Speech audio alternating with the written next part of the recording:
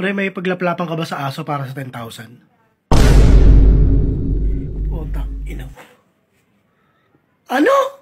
Tol, 10,000 yun. Ang dami mo mabibili sa 10,000. Diba? Di mo inisip yun? Hayop ka. Kahit gawin mo pang 20,000 yan o 50,000, puta, pasa ko dyan. Psst. Ang arte mo na, bakit sa palagay mo yung aso ba gusto ko laplapin? Diba? Hindi lang naman ikaw ang biktima dito, pre.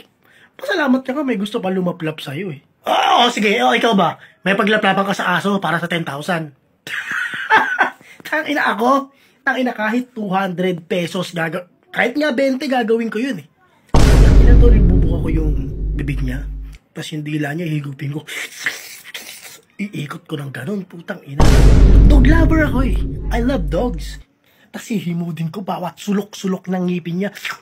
Tapos lalaroin ko yung walo niyang ano. Depende kasi kung babaeng aso.